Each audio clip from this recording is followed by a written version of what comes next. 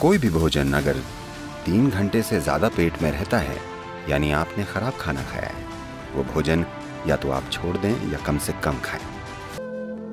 अगर भोजन 3 घंटे में पेट से आंतों तक पहुंच जाता है, यानी आप कुछ ऐसा खा रहे हैं जिसे आपका सिस्टम अच्छे से पचा पाता है। शायद वो सबसे अच्छा भोजन न हो, पर सिस्टम उसे पचा पा रहा है। और 2 भोजनों के बीच अगर आप 5 से 6 घंटों की दूरी बनाए रखते हैं और बीच में अगर कुछ भी ना खाया जाए, तो आप पाएंगे कि कोशिकाओं या सेल्स के स्तर पर सिस्टम में सफाई होगी। सेलुलर स्तर की ये सफाई स्वस्थ जीवन के लिए सबसे जरूरी और सबसे ज्यादा महत्वपूर्ण है। तो 2 भोजनों के बीच कम से कम 5-6 घंटों का अंतर होना चाहिए। अगर आपकी उम्र 30 से ज्यादा है तो दिन में 2 बार अच्छे से भोजन करना काफी होगा। एक सुबह का भोजन और एक शाम का। शाम के भोजन के बाद कम से कम 3 घंटे रुक कर सोना चाहिए और कुछ शारीरिक काम होना चाहिए। जरूरी नहीं है कि बहुत भारी या जोरदार गतिविधि हो, बस थोड़ी सी सैर या शायद थोड़ा सा डांस या ऐसा कुछ। अपने लिए कुछ ऐसा करें ताकि शाम के भोजन के बाद कम से कम 20 से 30 मिनट कुछ शारीरिक काम हो। ऐसा करने से आपका सिस्टम काफी स्वस्थ होगा। शरीर की ताकत चली गई, आप थका हुआ महसूस करेंगे, बेवजह थकावट होगी, क्योंकि जब लोहा कम हो जाता है तब खून का ऑक्सीजन शरीर में अच्छे से नहीं पहुंचता, यानी आपका शरीर, आपका हृदय, आपका दिमाग सब कुछ ज्यादा काम नहीं कर पाएंगे क्योंकि आपके पास ऑक्सीजन कम है।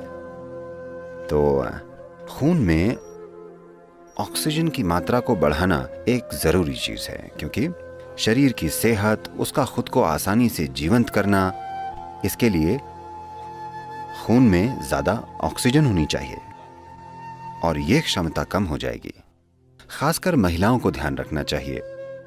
उनके शरीर की प्रक्रिया के कारण उनमें हीमोग्लोबिन की कमी हो सकती है, जिससे खून में ज्यादा ऑक्सीजन नहीं समा पाएगा और बेवजह वो थक जाएंगी। अगर आरबीसी कम है तो बुद्धि पर भी असर होगा, क्योंकि दिमाग में ऑक्सीजन कम होगा तो इसका असर शरीर और दिमाग दोनों पर होगा।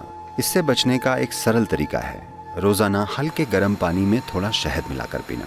रोजाना ऐसा करें, इससे धीरे धीरे आरबीसी की मात्रा बढ़ जाएगी। खून में ज्यादा ऑक्सीजन होगा तो अचानक ज्यादा ऊर्जा महसूस होगी, अचानक सब सक्रिय हो जाएगा, शरीर का कायाकल्प होगा, मृत कोशिकाओं की जगह नई कोशिकाएं पैदा होंगी। जो जड़ता आप अपने शरीर में और अपने मन में महसूस करते हैं वो बहुत कम होने लगेगी। हमारे सिस्टम पर अलग अलग असर डालता है। कच्चे शहद का एक तरह का असर होता है, ठंडे पानी में पीने से उसका असर अलग होता है, हल्के गर्म पानी में पीने से अलग ही असर होता है। हम यहाँ इसे हल्के गर्म पानी में पीकर सिस्टम को खोलना चाहते हैं। उबलते पानी में डालने से शहद का कुछ हिस्सा जहरीला हो जाता है, तो इसे कभी भी उबलते पानी में नहीं डालना चाहिए या इसे पकाना नहीं चाहिए। मैं जानता हूँ कि पश्चिम में लोग शहद के केक बनाते हैं, वो इसे पकाते हैं। एक तापमान को पार कर जाने के बाद शहद जहरीला हो जाता है, तो आपको इसे ऐसे तापमान में रखना चाहिए कि ये पीने लायक हो। इसे गुनगुने पानी में डालें, उबलती हुई गर्म चीजों में इसे न डालें। शरीर को नींद नहीं, आराम चाहिए। नींद आराम का बस एक रूप है। कई लोग ऐसा सोचने लगे हैं, तमिलनाडु में अगर कोई कहे रेस्ट பண்ணிக்கறாங்க, यानी वे सो रहे हैं। जरूरी नहीं है, बैठकर भी आराम हो सकता है ना? खड़े होकर भी आराम हो सकता है। दौड़ते दौड़ते खड़े हो जाने पर भी आराम मिलता है। आप खड़े थे, अगर आप बैठ जाएं तब भी आराम मिलता है। आराम करने के कई तरीके हैं।